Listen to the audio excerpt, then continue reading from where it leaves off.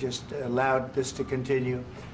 And I will say that, I'll say in front of you, you've heard me say it 1,000 times, if I were president, this war would have never happened. We would have had a deal negotiated for you without having to go through what you've gone through. But your soldiers have been unbelievably brave. We've given them great equipment, but somebody has to use the equipment. They've been unbelievably brave, and we give them great credit. This was supposed to be over very quickly, and here we are 3 years later. So I give tremendous credit to your generals and your soldiers and yourself in the sense that it's been very hard fighting, very tough fighting. They're great fighters. And you have to be very proud of them from that standpoint. But now we want to get it over with.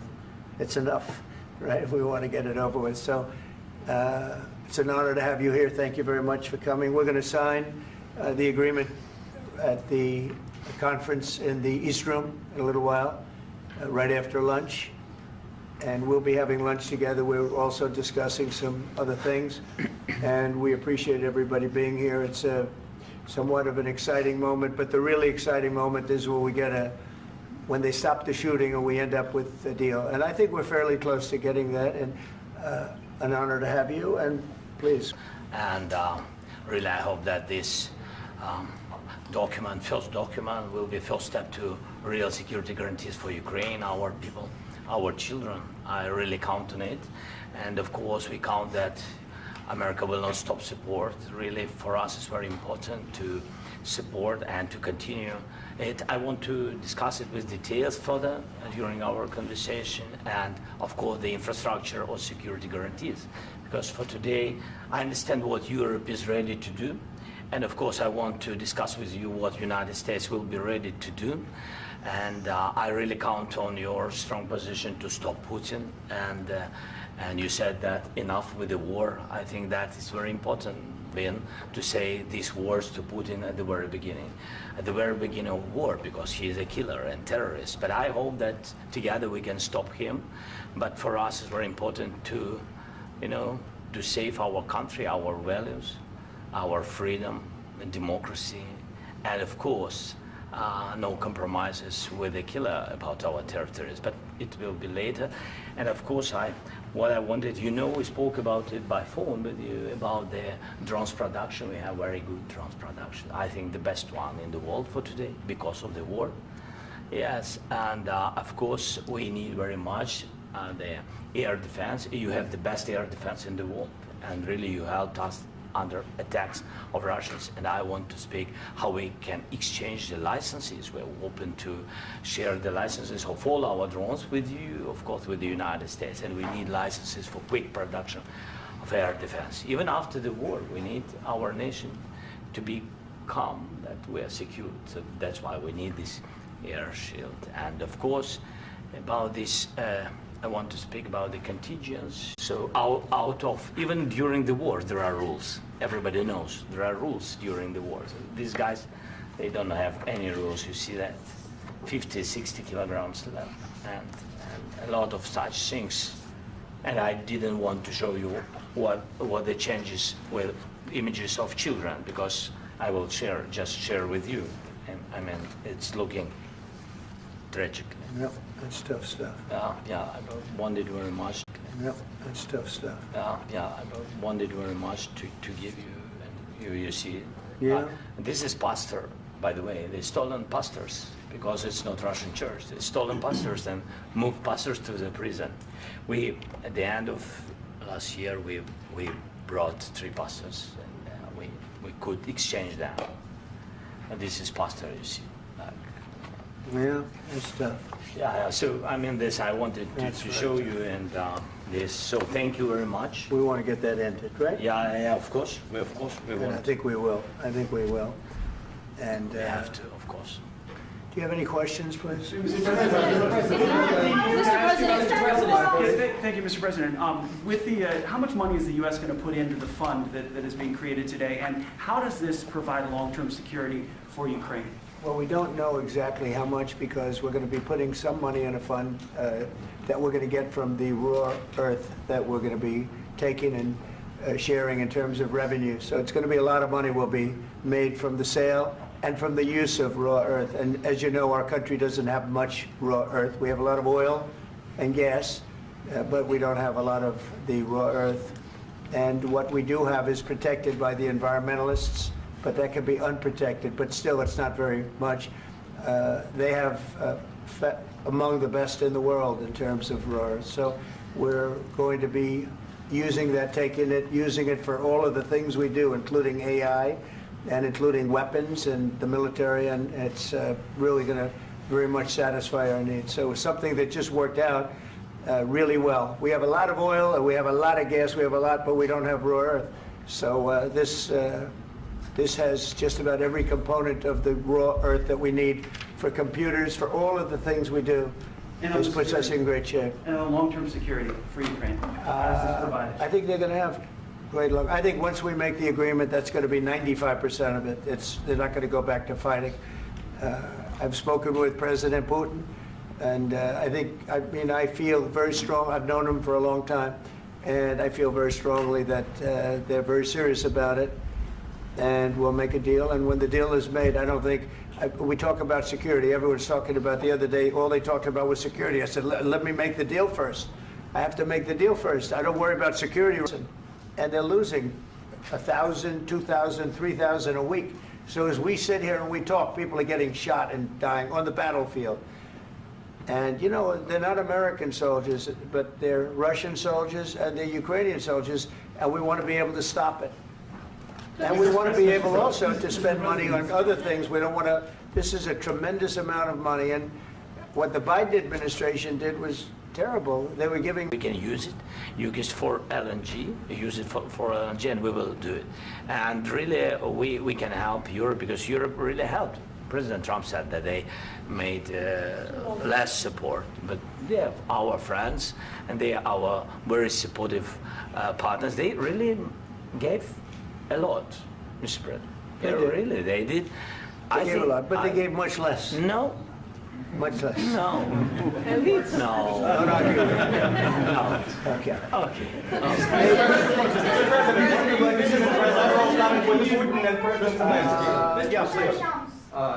Mr. President Trump, you have repeatedly called the deal with Ukraine as a historical one. And as a President of the United States, you make historical decisions in other issues which affect America and other world. So what place in the world history do you want to take? And do you associate yourself with any famous historical figures? Yeah, I'd say George Washington, Abraham Lincoln. I would say I'm far superior to George Washington and Abraham Lincoln. Now, you know I'm only kidding, right? Because when I say that, the fake news is going to go wild. They're going to say he considers himself to be better than Washington. But you never know. You never know. I don't compare myself to anybody. I'm here to do a job. We've had a great 35 days or whatever it might be, a month, a little more than a month. We've accomplished tremendous amounts. Not only this would be a very great achievement if we could get the war stopped and get them back to tremendous amounts. Not only this would be a very great achievement if we could get the war stopped and get them back to normalization. I think that's going to happen. We've had very good talks on both sides, as you know, but I think we've done a very good job, just generally. If you look at all of the things we've done in 30 days, they're saying there's never been a opening for a president. The first month, there's never been a first month like we've had. And this is one of the very important things. This, to me, is one of the most important things, because we have tremendous death taking place as we speak, and I don't want to have that. You know, think of the parents, whether they're in Russia or Ukraine, think of the parents of all these people being killed needlessly. They came to our territory. Should have never started. This would have, if I were president, this would have never started. Mr. President, where has out your conviction? Mr. President, will you continue sending military aid to Ukraine after the U.S. signs this agreement with Ukraine? Yeah, we're going to be continuing. President Zelenskyy, do you feel like the U.S. is on your side, that President Trump is on your side at this moment? Right.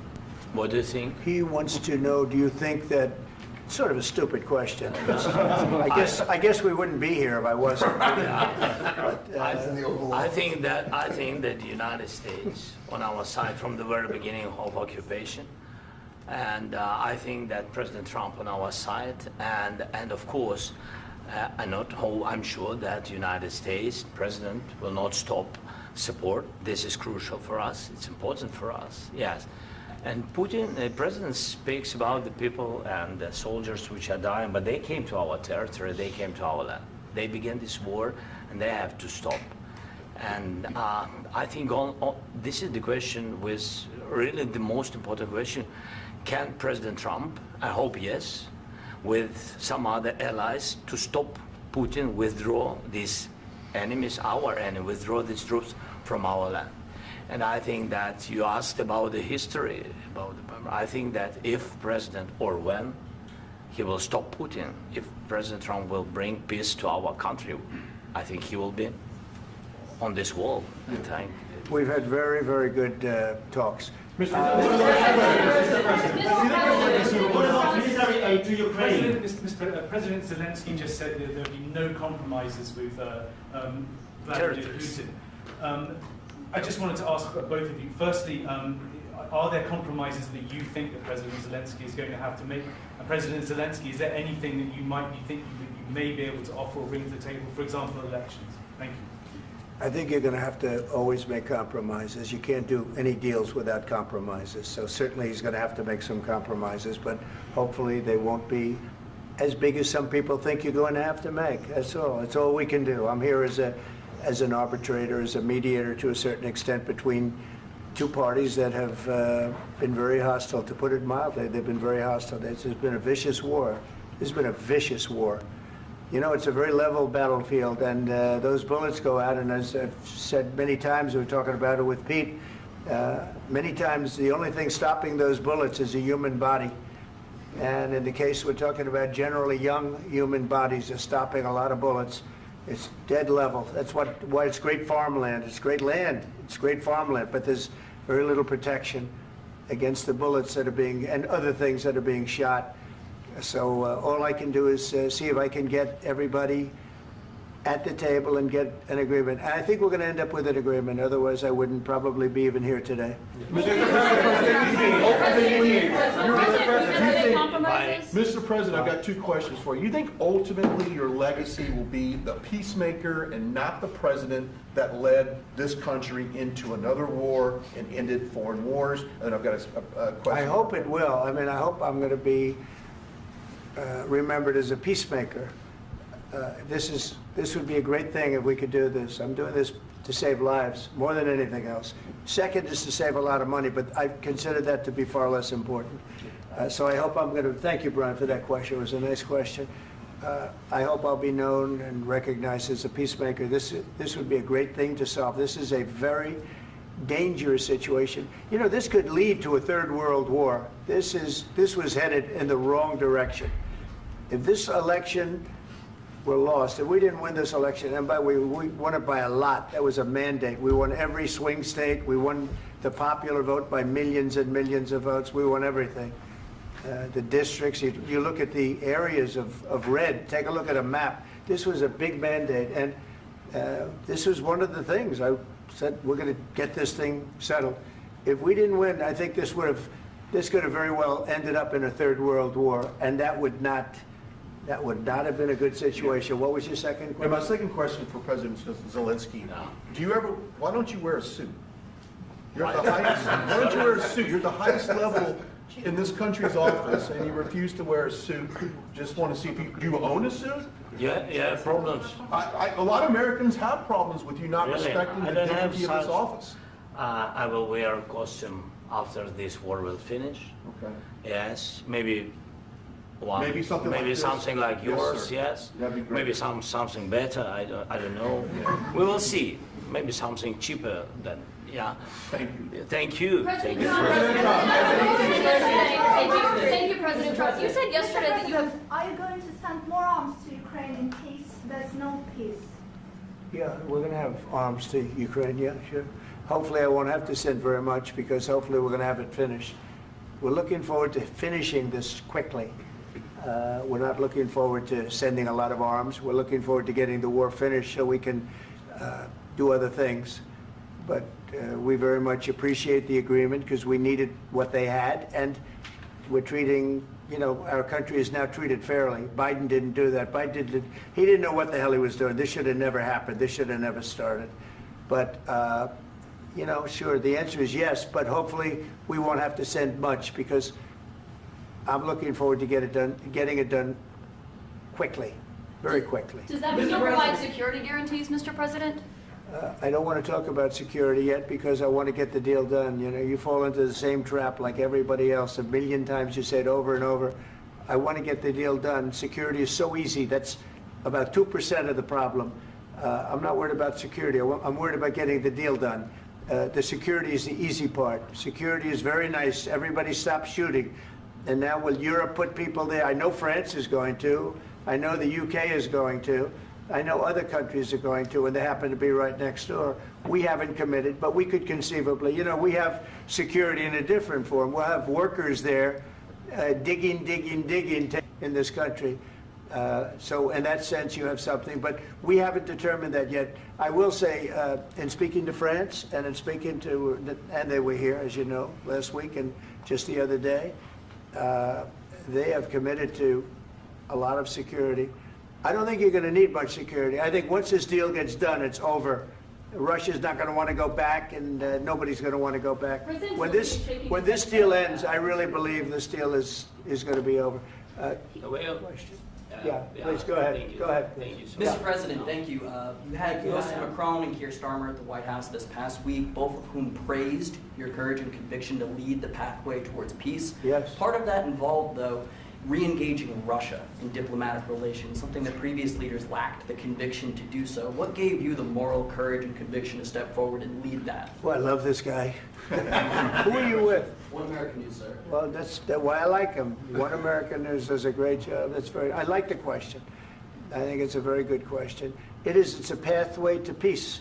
It's a pathway to getting something solved.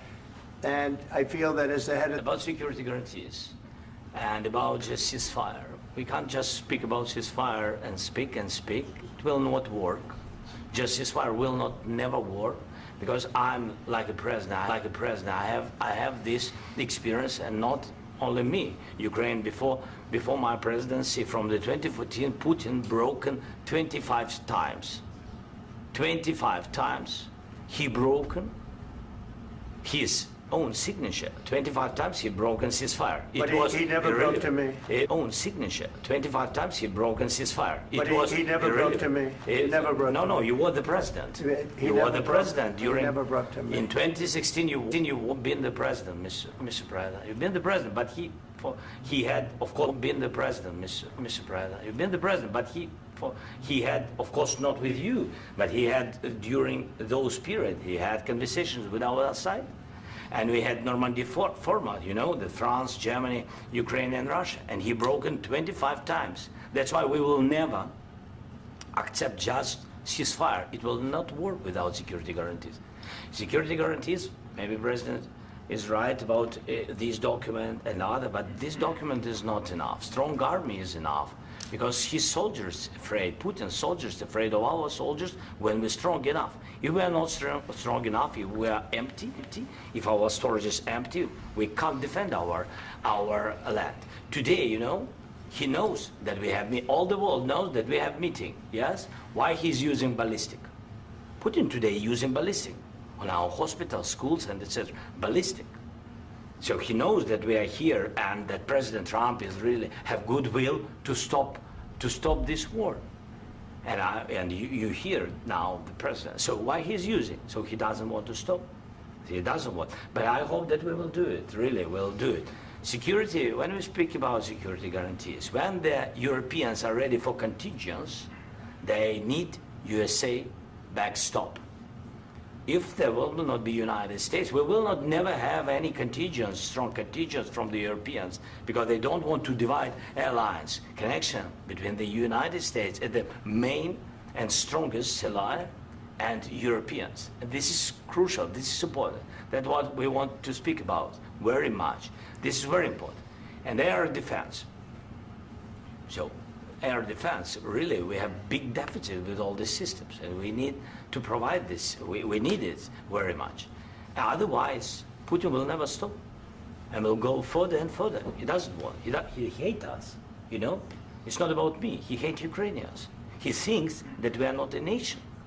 He thinks, and he shared these thoughts. I think maybe with your team also. I don't know, but with all the Europeans, in media, officially and not, he always said that there is no such country, such nation, such language, and such life like Ukrainian. No, he really doesn't respect all the Ukrainians, and he wants to destroy us. And you are right, Mr. It's a very good start, very good, but it will not enough to stop this person. Should Russia pay to rebuild Ukraine? Mr. President, under these Should Russia pay to rebuild Ukraine? They have to President pay. this question. You It's just out, and who knows what's going to happen. But I want to see it get solved. may I follow up? One more question about U.S. troops in Europe. After Russian invasion of Ukraine, your predecessor sent additional troops to Eastern Europe, including Poland, my country. Are you committed to keeping these troops? I think Poland has really stepped up and done a great job for NATO. As you know, they paid more than they had to. They are one of the finest groups of people I've ever known. I'm very committed to Poland. What about Baltics? Poland's in a tough neighborhood, you know. What about the Baltics?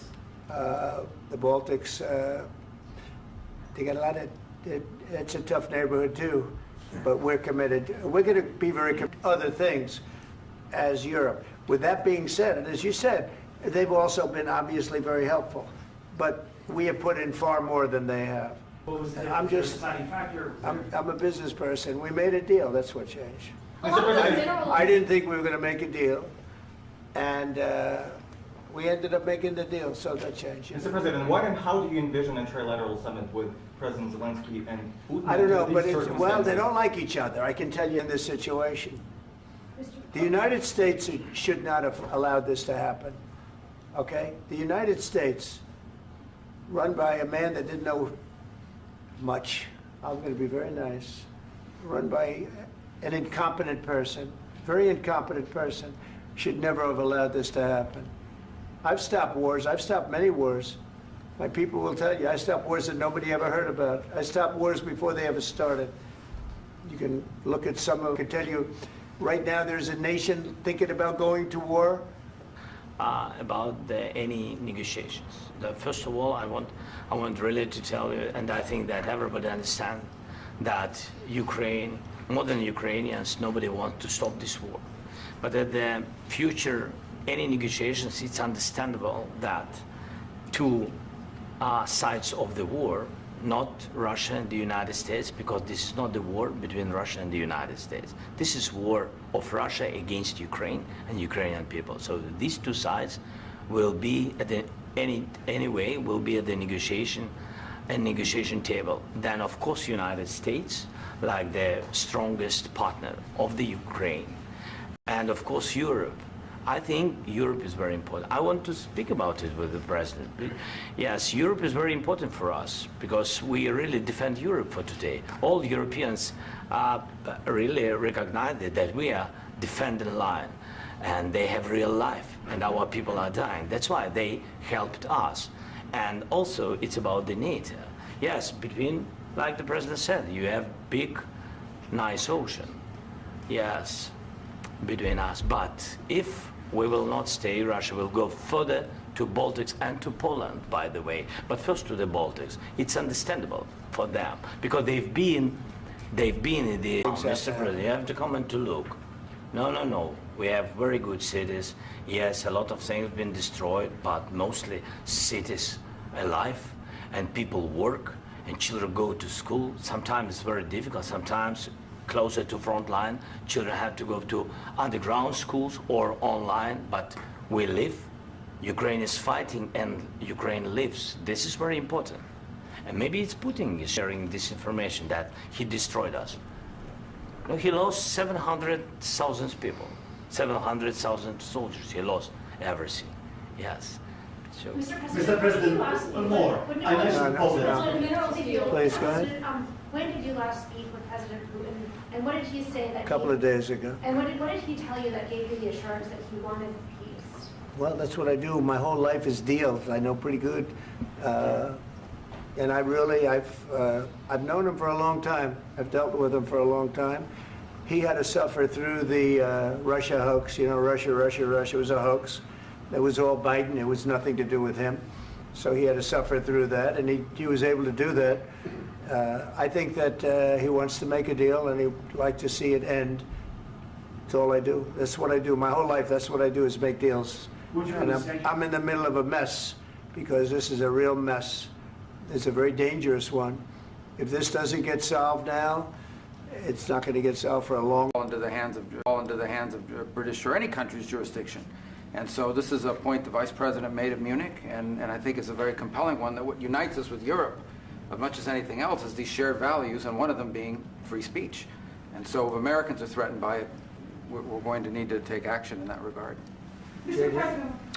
It's actually a very important question. We spoke about this in detail with the Prime Minister, the Foreign Secretary, and others at lunch yesterday. And I know that Secretary of Commerce Lutnick followed up in private meetings last night. This is really important. We believe Americans have the right to speak their mind, even if we in this room disagree with them. They have the right to speak their mind in the public square, which is often online these days. And we're going to defend that right as it pertains to American companies and American citizens vigorously if we have to. I do think that under the President's leadership, we're going to find common ground with our friends in the UK on this question, but it remains to be seen. The principle that will guide us is we believe in free speech in this country, and we'll fight for it for American citizens.